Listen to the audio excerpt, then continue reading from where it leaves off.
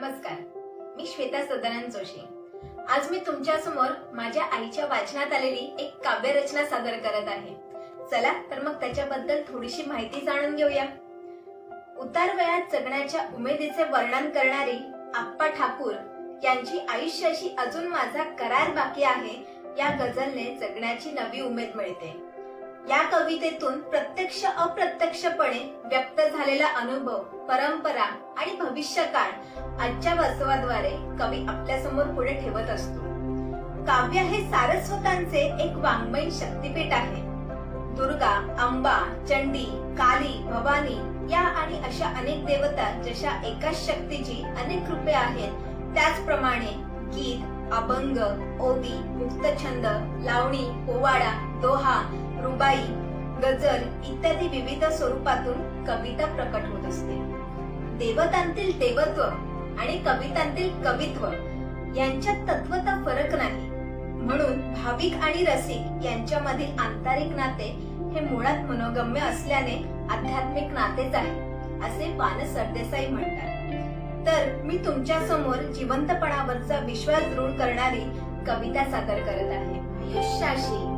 आयुष्याशी अजून माझा करार बाकी आहे। आयुष्याशी अजून माझा करार बाकी आहे। मावळताना लखलखण्याचा विचार बाकी आहे।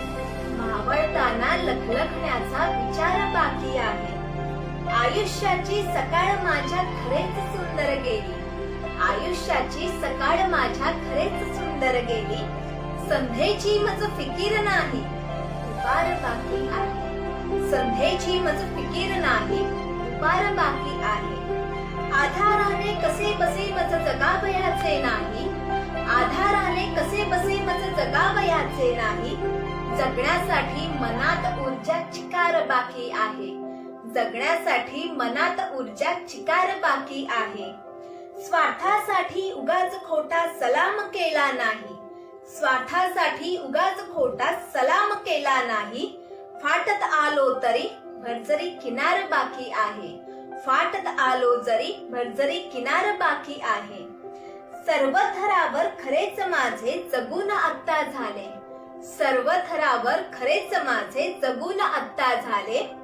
माणुसकीने जगावयाचा प्रकार बाकी आहे। माणुसकीने जगावयाचा प्रकार बाकी आहे। सरणावरती आता खरोखर निघेन आनंदाने।